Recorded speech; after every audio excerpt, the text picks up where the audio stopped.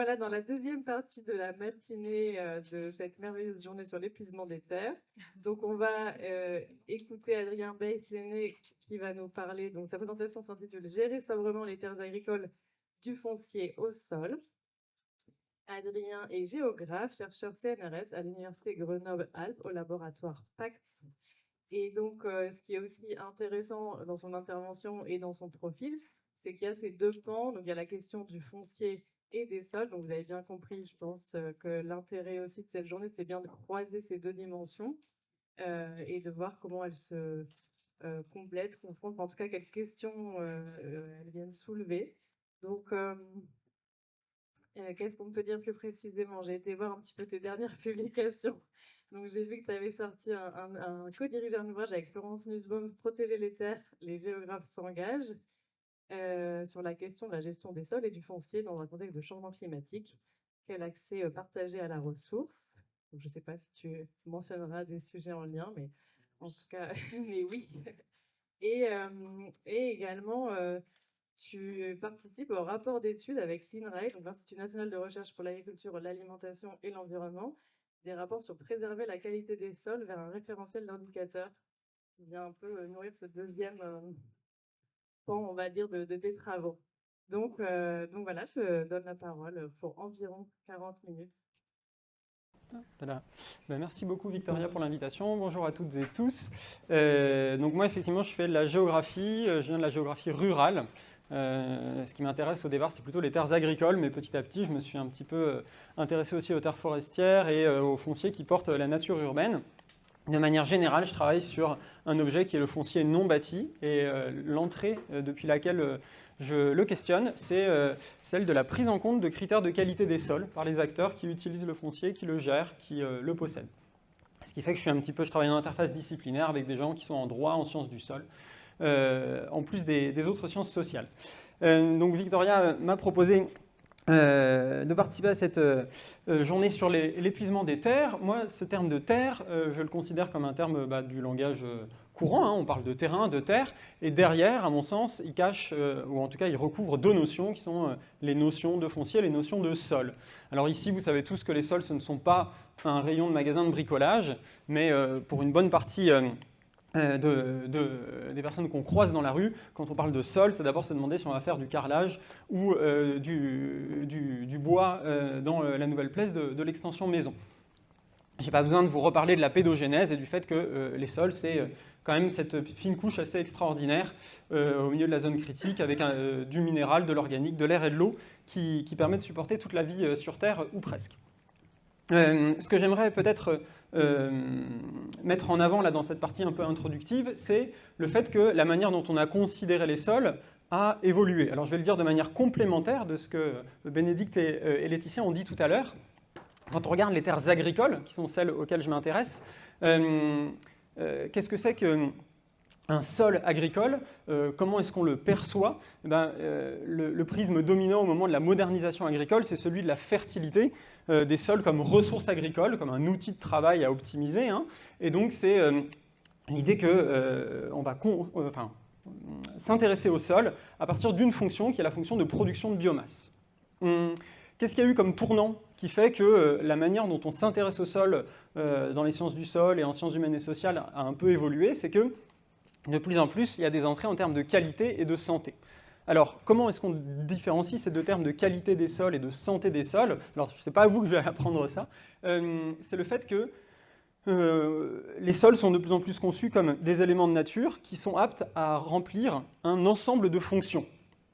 Alors, les fonctions, qu'est-ce que c'est? Là, il y a un petit graphique qui est issu de l'étude, justement, Indicasol, dont parlait Victoria à l'instant. C'est une étude qui a été commandée par le ministère de l'Agriculture, de l'Environnement, l'OFB et l'ADEME pour essayer de fournir un référentiel d'indicateurs qui pourraient être utiles pour les politiques publiques. Alors dans ce rapport, les collègues en sciences du sol ont, à partir d'une revue de littérature, synthétisé les connaissances actuelles sur les fonctions des sols en 6 grandes fonctions, qui sont des fonctions de régulation du cycle de l'eau. Donc ça nous intéresse par exemple avec les questions de la vallée de la Vèvre que vous évoquiez tout à l'heure, de réguler les contaminants avec la question de la pollution qui a participé à l'émergence du sujet chez les paysagistes, de stockage du carbone qui est en lien avec toutes les promesses d'atténuation du changement climatique par le stockage de carbone, c'est notamment l'initiative 4 pour 1000, de fournir des nutriments, on retrouve notre bonne vieille fonction de production de biomasse, d'entretenir la structure et de supporter la biodiversité. Un sol, il peut être apte à remplir un ensemble de fonctions, c'est sa qualité, mais selon les conditions, selon la manière dont il a été utilisé, la manière dont il a été géré, approprié, ces fonctions, il les rend plus ou moins bien. Il a un niveau de réalisation de sa qualité qui est plus ou moins élevé, et c'est ça qu'on va appeler la santé d'un sol. Donc la distinction entre qualité et santé, elle est pas sur le fait qu'on entre par les fonctions, ces deux notions entrent par les fonctions, mais sur le fait qu'il y a un niveau potentiel de réalisation et un niveau effectif de réalisation. Donc à l'inverse, le foncier, c'est donc une autre notion qui se cache derrière ce terme de terre. En géographie, on la comprend par la conjonction de trois éléments.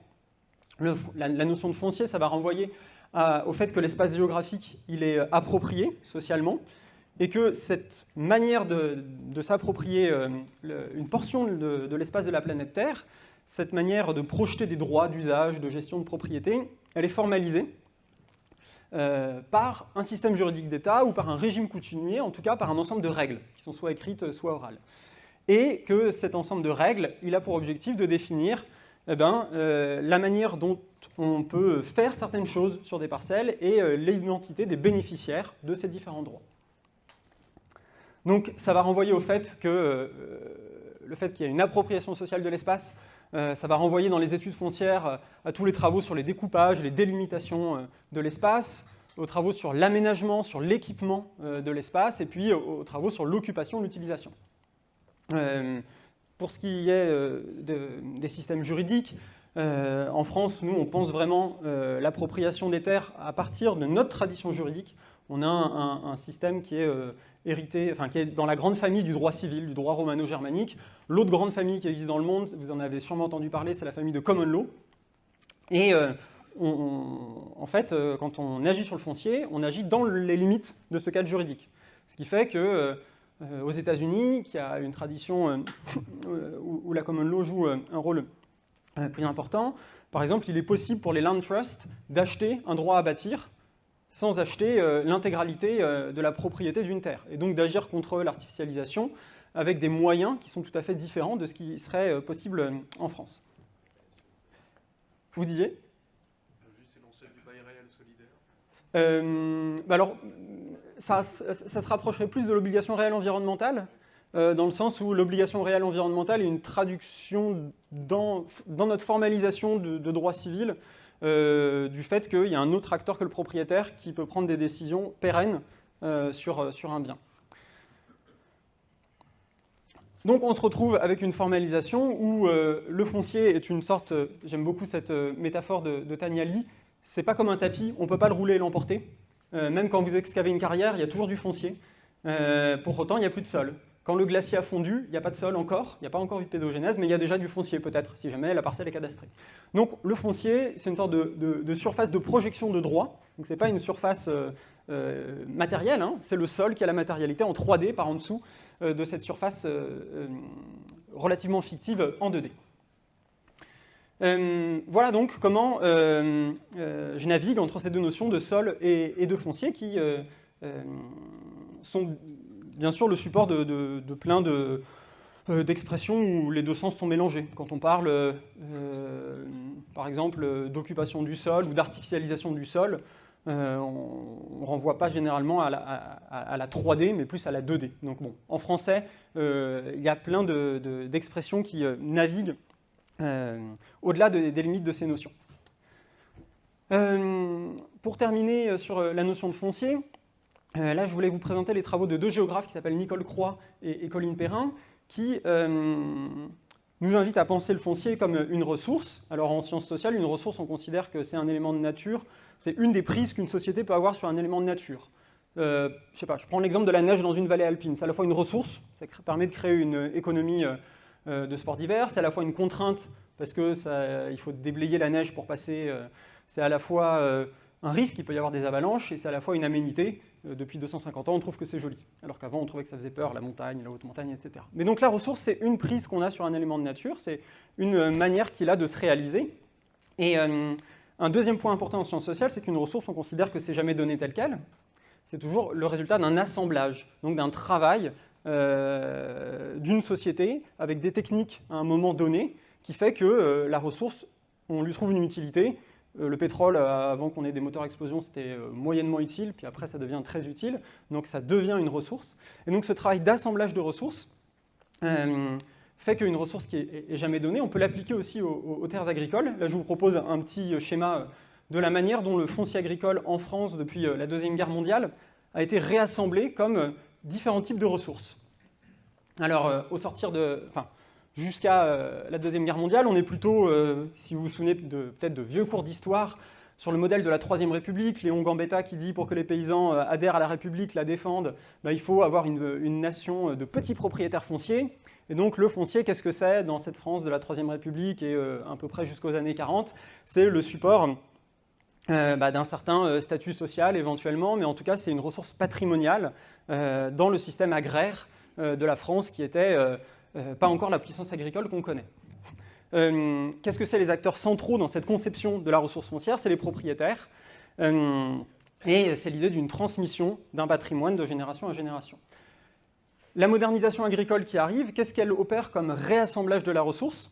Eh bien, elle met comme objectif principal pour ces terres agricoles d'être productives, de participer à la souveraineté alimentaire, à la sécurité alimentaire française, puis ensuite de l'Union européenne.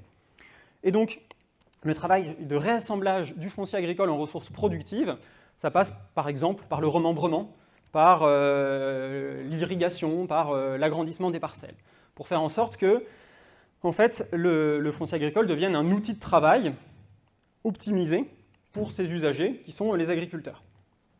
Puis, on a un travail de réassemblage qui apparaît plutôt à la fin du XXe siècle, qui va représenter le foncier agricole comme une ressource agri-urbaine, avec l'idée que les collectivités s'emparent du fait que, puisqu'il y a eu beaucoup d'extensions, il faut conserver des espaces ouverts, multifonctionnels, à protéger l'artificialisation.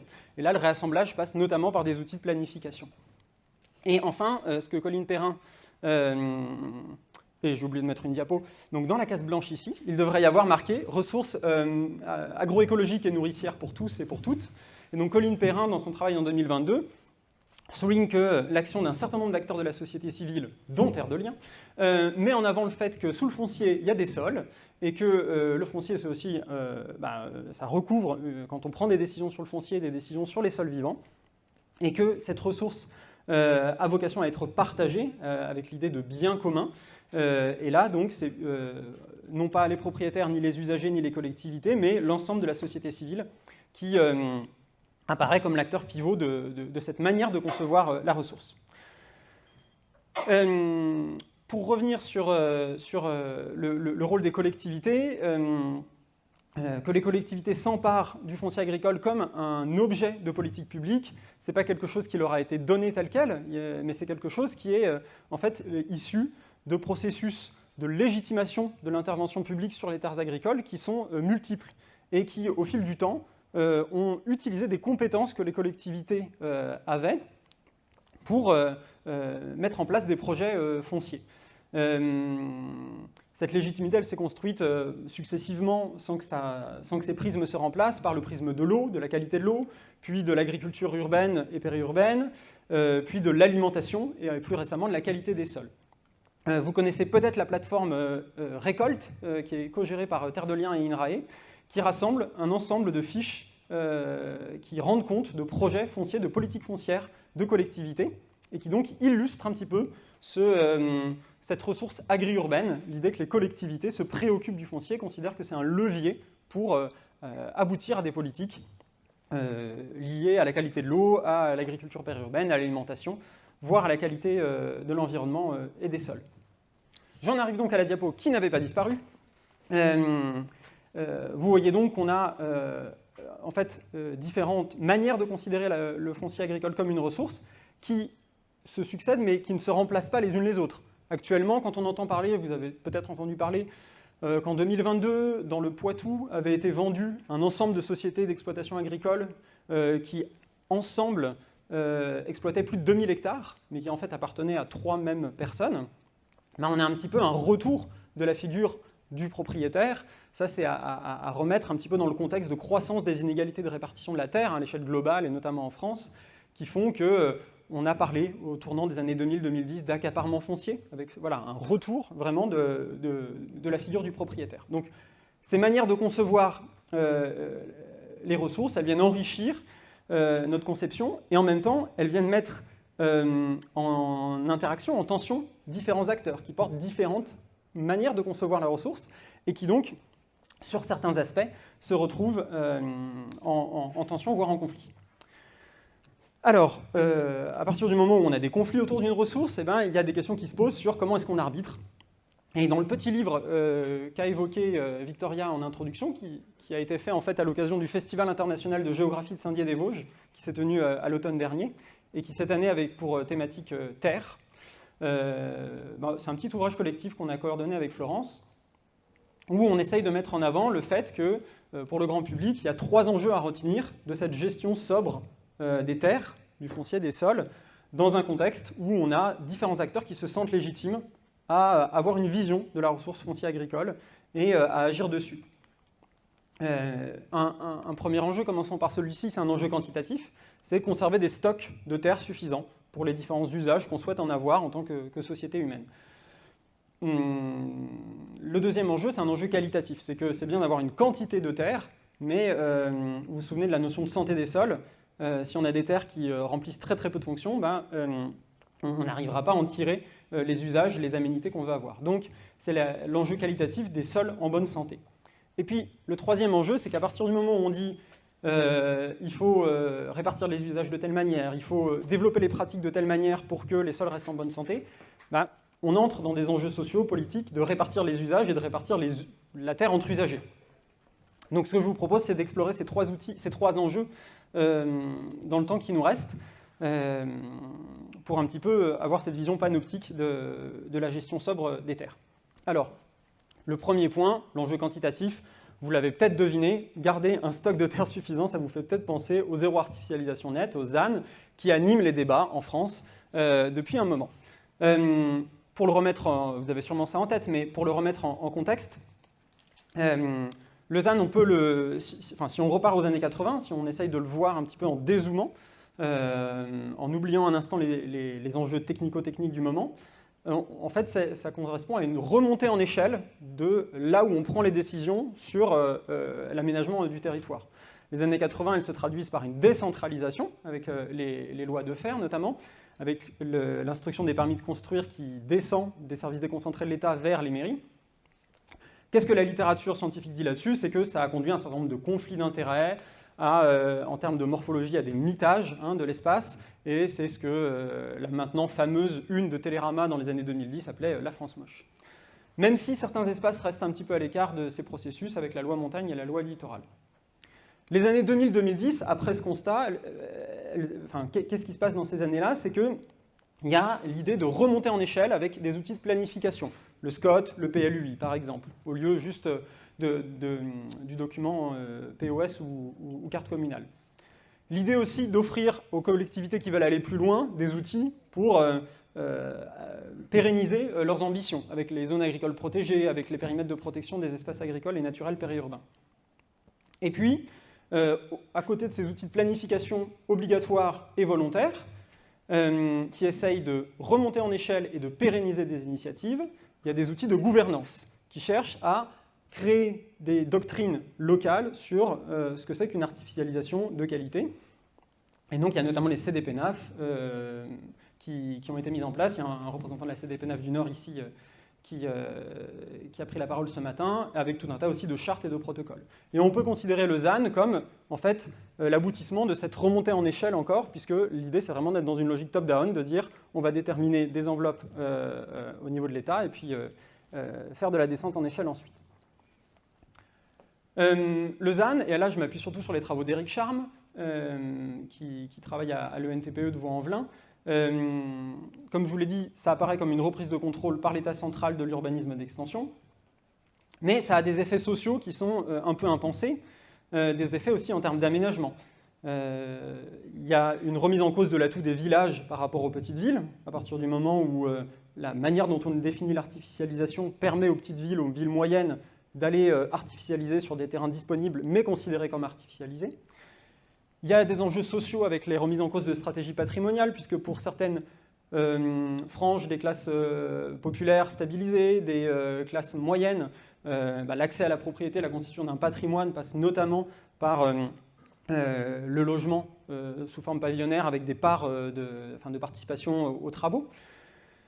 Et puis il y a surtout, moi ce qui me saute évidemment aux yeux, c'est la question de l'impensé en termes de santé des sols, puisque vous avez peut-être suivi tout le parcours juridique. Dans la loi climat et résilience, pour la première fois dans le droit français, on a une inscription de la qualité des sols, de leur fonction des sols dans le droit, et puis les décrets d'application reviennent à la bonne vieille métrique surfacique, en disant c'est beaucoup trop compliqué, on n'a pas l'infrastructure de mesure, on n'a pas les métriques qu'il faut, donc on va revenir à quelque chose qui sera sur l'occupation des sols. Et vous avez sûrement suivi le feuilleton, c'est encore mieux que les feux de l'amour, sur comment on va calculer l'artificialisation de manière et comment on va se la répartir. D'autres critiques aussi portent plus architecturalement sur le fait qu'il n'y a rien sur la qualité de l'urbanisation, avec l'idée que ce serait un urbanisme de tableur Excel.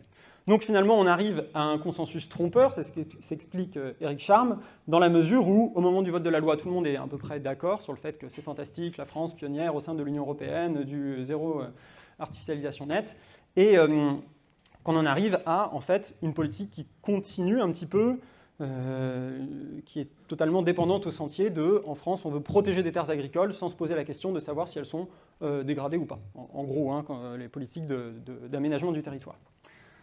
Alors bien sûr, et c'est ce que vous évoquiez tout à l'heure, il y a quand même des effets réels de prise de conscience chez les décideurs, chez les praticiens, et en parallèle du ZAN, ça fait depuis un moment qu'il y a des réflexions sur comment faire en sorte que la végétalisation des centres-villes ne soit pas seulement appuyée sur la prédation des sols de la frange urbaine. En gros, comment est-ce qu'on évite ce modèle d'économie linéaire où, pour faire pousser de la végétation en centre-ville, on utilise les 30 cm décapés dans les terrains où on est allé construire des infrastructures linéaires, des pavillons et des zones d'activité commerciale. Vous parliez de Lyon, effectivement, moi j'habite pas très loin de la Confluence à Lyon, où on a des andins de construction de technosols. Les collègues de Nancy aussi sont particulièrement développés sur ces questions de construire des sols fertiles à partir de différents déchets de déconstruction urbaine et de déchets verts du métabolisme urbain. Ce qu'on avait fait avec Laure Cormier, qui est paysagiste de formation et chercheuse en géographie, c'était, à l'échelle de Strasbourg, essayer de reconstituer en fait les différentes circulations de terre pour la végétalisation des centres-villes. Ce schéma est illisible, je vous propose de suivre ma main pour comprendre ce qu'on peut en tirer. On va partir du modèle linéaire, qui est le modèle, on va dire, un peu classique, historique. Il y a de l'extension du bâti sur des zones agricoles ou naturelles, des horizons organiques décapés qui sont stockés, amendés, et ensuite commercialisés sous le vocable généralement de terre végétale. Ça permet d'aménager des espaces verts. L'idée, c'est d'arrêter d'avoir cette économie linéaire. Alors, qu'est-ce que c'est l'alternative à l'économie linéaire? C'est l'économie circulaire. Donc, c'est une première alternative. Alors, ici, on a deux types de circularité qui apparaissent. Je vous propose de commencer par des circularités habitantes. On va regarder cette partie-là. Le compostage de proximité, ça fait un petit moment que ça s'est développé, aussi bien dans les jardins collectifs, en pied d'immeubles. On a des foyers qui compostent, donc qui apportent leur matière organique pour les composter dans le jardin, sur la voirie, qui sont dépendantes un petit peu de matière sèche collectée par différents moyens, parfois en lien avec l'ONF, parfois en lien avec des réseaux informels. Ici, c'est le cas d'étude de Strasbourg, donc la collectivité met à disposition un site de maturation du compost, qui est ensuite utilisé dans les jardins. Ces circularités, elles existent, elles sont un peu mises à mal par le fait que maintenant les collectivités sont censées proposer des solutions de tri à la source des déchets organiques. Je sais qu'à Lyon, où j'habite, les compostages collectifs de quartier sont en train de disparaître totalement. Ils sont remplacés par le compostage industriel, les prestataires de la métropole. Alors, c'est les circularités du compostage industriel ici. À Strasbourg, ce qui nous avait paru intéressant, c'est que, en fait, les plateformes industrielles de compostage, elles sont des activités développées au sein de différentes structures comme étant un moyen de valoriser des matériaux qu'elle manutentionnait. D'un côté, il y a des paysagistes qui se retrouvent, enfin des entreprises de paysage. De l'autre côté, il y a une coopérative agricole, et puis il y avait une plateforme de la collectivité. Ces plateformes de compostage industriel, elles valorisent non seulement les déchets verts des ménages, mais aussi des déchets plus industriels comme des boues de stations d'épuration et les déchets verts des espaces, enfin des services des espaces verts de la ville. Donc on a un passage, certes, petit à petit, de linéarité à des circularités. Néanmoins, ce qui était mis en avant par certains services de la ville, et plus que des élus, comme ce que vous mentionniez ce matin, c'est que il n'en reste pas moins que lors de la phase chantier, il n'y a pas d'attention au sol. Donc qu'en fait, la circularité, c'est un peu mieux que la linéarité, mais si c'est pour tasser des sols, parce qu'on met la base vie du chantier, pour ensuite se dire « Oh, le sol est tout tassé, je ne vais pas pouvoir mettre mon cortège végétal que j'avais prévu, donc je vais le décaper et je vais le remplacer par du compost industriel », il y a peut-être encore une petite marge de progression. Alors, ce que disaient les enquêtés à Strasbourg, c'était que la ville mettait beaucoup d'efforts pour faire de la science participative et de la sensibilisation du grand public à la biodiversité des sols, que tu connais bien, je crois, ce programme, mais qu'en parallèle, elle n'avait pas mis à jour sa charte que signaient les prestataires qui intervenaient en chantier, et que du coup, ils se retrouvaient à être totalement aveugles à la biodiversité des sols, et notamment aux problèmes de tassement. Et donc, il y avait un cas de zone d'aménagement concerté où la collectivité avait réussi à demander à ce qu'on parte des sols hérités, des sols en place, pour leur adapter la végétation.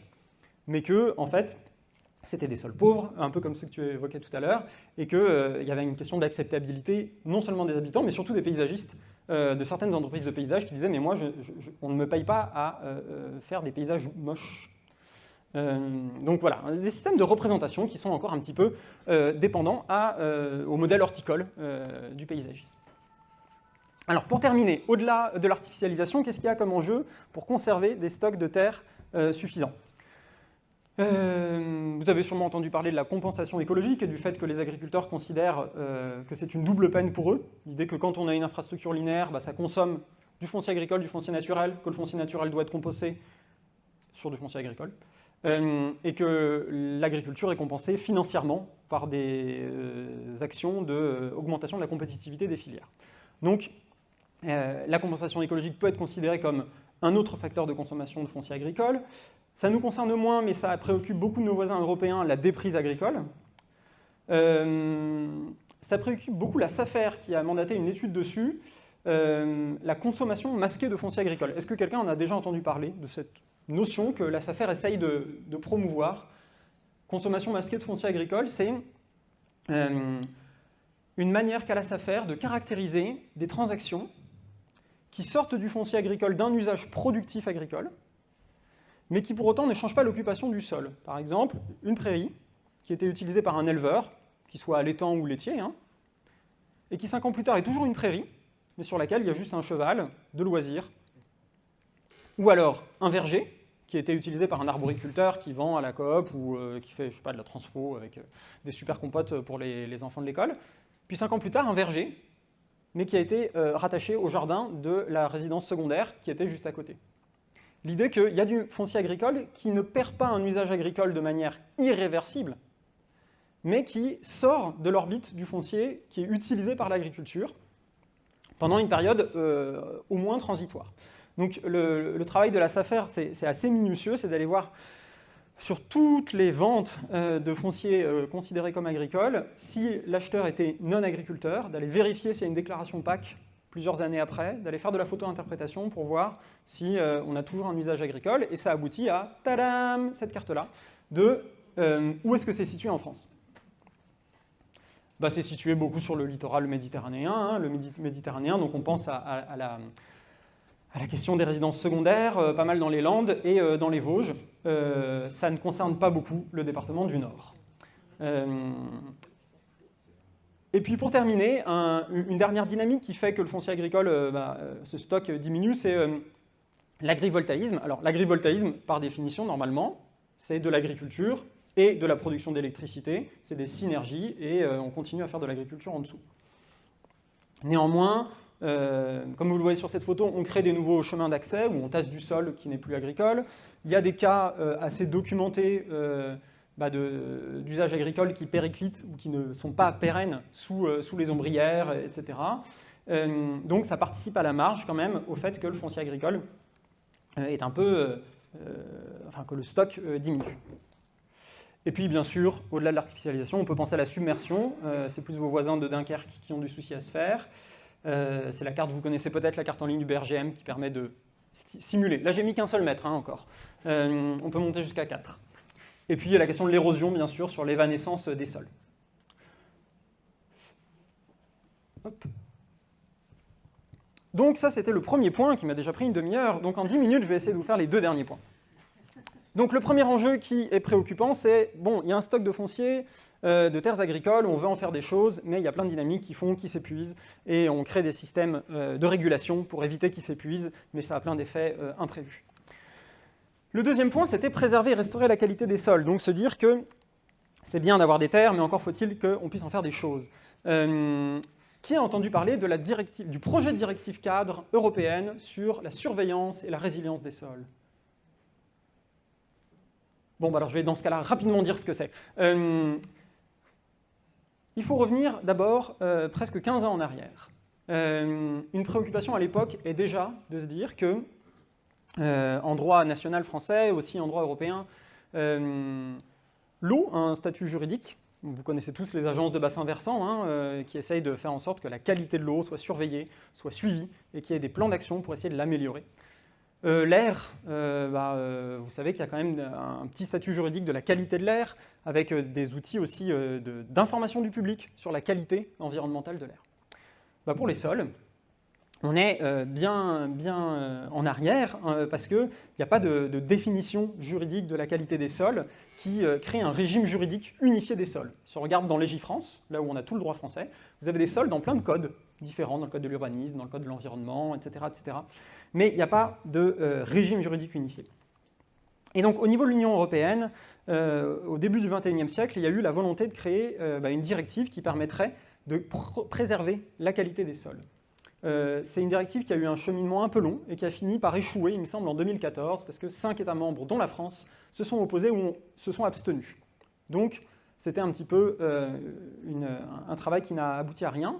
Mais le travail a été relancé il y a à peu près 2 ans, avec le dépôt en 2023 d'un projet de directive cadre sur la qualité des sols. Elle devait s'appeler au départ la directive sur la santé des sols. C'était même extrêmement ambitieux. On allait se dire qu'il faut 100% de sols sains, en bonne santé, dans l'Union européenne, à l'horizon 2050. Et puis, jusqu'à la veille de la sortie de ce document, entre collègues, on parlait « Ah, la directive sur la santé des sols, ah ouais, la directive sur la santé des sols ». Finalement, c'est la directive sur la surveillance des sols et leur résilience. L'idée, c'est que l'objectif, c'est plus d'atteindre des sols en bonne santé, c'est déjà de savoir quelle est la qualité des sols, et donc d'essayer de mettre en place des métriques communes et des moyens de surveillance. C'est néanmoins intéressant de se dire qu'à l'échelle de l'Union européenne, les 27 États membres chercheraient à surveiller la qualité des sols et se dire qu'il faudrait définir des bonnes pratiques, des plans d'action pour améliorer la qualité. Moi, en tant que géographe, ce qui m'intéresse beaucoup, c'est que cette directive, c'est le deuxième point, demande à ce que les États membres mettent en place une gouvernance à l'échelle territoriale de la qualité des sols en créant des autorités qui auraient en charge de surveiller la qualité des sols et qui s'appelleraient des soil districts, des districts de sols ou des districts pédologiques. Avec une unité en dessous qui s'appellerait les soil units, donc les unités de sol, où on suivrait de manière très opérationnelle les mesures de la qualité des sols. Alors dans les premières versions, il y avait l'idée d'introduire par exemple des certificats de santé des sols qui seraient annexés à toutes les transactions foncières. Bon, finalement, ça a été abandonné. On en reste vraiment à l'étape de surveiller les sols. Bon, un petit point qui est un peu dommage, c'est que c'est totalement décorrélé de la PAC. C'est-à-dire qu'on va surveiller la santé des sols, mais en parallèle, d'autres personnes négocient sur la PAC et sur combien on donne aux pauvres petits deuxième piliers qui favorisent les pratiques agroécologiques. Toujours aussi peu. Et donc, c'est vraiment toujours un silo de politique publique qui se rajoute à d'autres silos. Alors, pour le moment, à l'échelle de l'Union européenne, vous pouvez aller voir sur Internet, hein, vous aurez les diapos si vous le voulez, et puis là, il y a le lien sur lequel vous pourrez cliquer. Il y a différents indicateurs qui sont déjà cartographiés, en tout cas, il y a des tentatives de cartographie. Alors, c'est un petit peu dichotomique comme vision. Pour chaque indicateur, on a une valeur seuil où on dit au-dessus, le sol est plus en bonne santé, en dessous, il est en bonne santé, ou l'inverse, selon que ce soit un indicateur ou l'autre. Donc là, je vous ai sorti la carte pour les surplus d'azote. Et la définition initiale dans la directive, c'était de dire qu'il y a un certain nombre d'indicateurs, et il faut qu'ils soient tous en oui, parce que sinon le sol est en mauvaise santé. Donc c'était vraiment une définition hyper ambitieuse de ce que serait la santé des sols. Bon, là, vous voyez qu'en termes de surplus d'azote, c'est pas extraordinaire à Lille. Il y aurait donc, si la directive finit par être votée, quelques petits progrès à faire. Donc l'architecture organisationnelle dont je vous parlais, c'était que chaque État membre aura un ou plusieurs seuls districts qui surveilleront l'imperméabilisation, les menaces, et puis dans chaque seul district, il y aura un ou plusieurs seuls units qui surveilleront les indicateurs. Affaire à suivre. Je ne m'appesantis pas plus, on pourrait beaucoup parler de transition de l'agriculture, etc., de comment faire pour progresser vers la santé des sols. J'aimerais quand même vous parler de quelque chose qui, moi, m'intéresse beaucoup, je fais pas mal de recherches dessus, c'est finalement le troisième enjeu, l'enjeu social. Comment on répartit la ressource entre usagers, comment on réussit à ce que les terres agricoles soient au service de réflexion sur le modèle agricole. Alors, on va partir de cette photo. Sur cette photo, que j'ai sortie d'un article d'un journal agricole qui parle de la transmission du foncier, on voit ce qu'on devine être un grand-père et son petit-fils. Le petit-fils a déjà revêtu un habit qui semble être un habit de travail agricole, et ils sont devant un troupeau de vaches. Voilà. L'idée que la transmission, ce serait quelque chose de familial, ça c'est ce qui a été le cas pendant très longtemps en agriculture, mais vous savez peut-être maintenant que le renouvellement démographique de l'agriculture, il passe de plus en plus par des apports démographiques depuis d'autres classes sociales et de métiers. C'est de moins en moins une affaire de transmission familiale, donc on se retrouve avec, si on corrèle ça à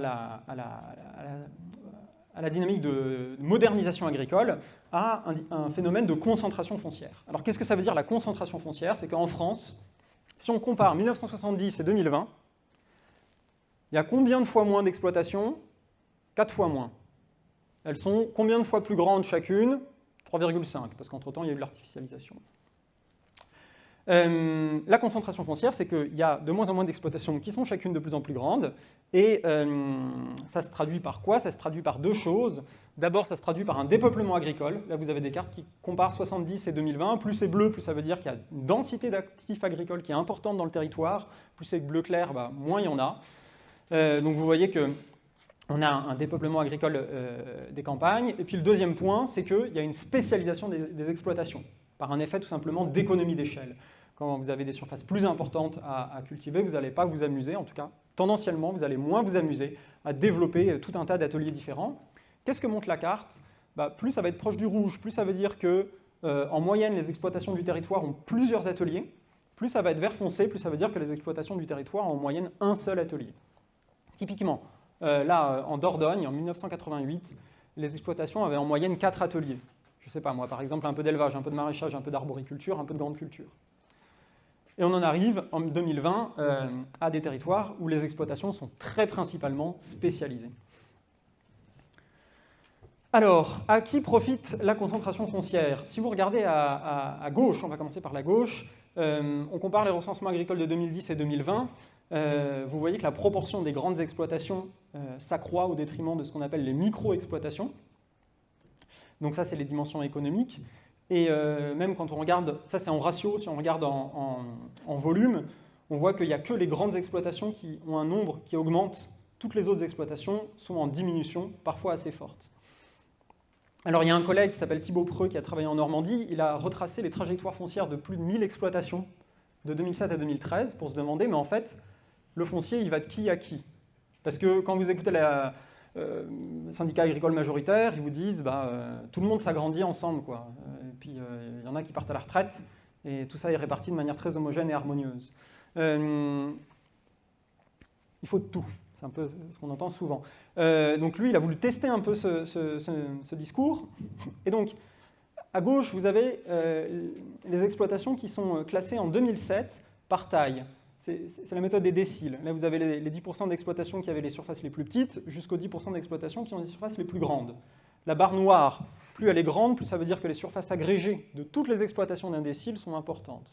Donc, ça ne vous étonnera pas que plus on est vers un décile qui a un chiffre élevé, voilà, plus les surfaces, la barre noire, sont importantes. On prend ces mêmes exploitations, on regarde leur parcellaire en 2013. C'est là à droite. Il n'y a que les déciles 9 et 10, les exploitations des déciles 9 et 10, dont les surfaces agrégées ont augmenté. Toutes les autres exploitations, des autres déciles, leurs surfaces agrégées ont diminué, jusqu'à disparaître pour les exploitations du décile 1. Elles ont toutes disparu, celles qui étaient dans le décile 1 en 2007, quand on regarde 2013. Donc ça veut dire que les 20 exploitations les plus grandes, le top 20, s'agrandit au détriment des 80% les plus petites.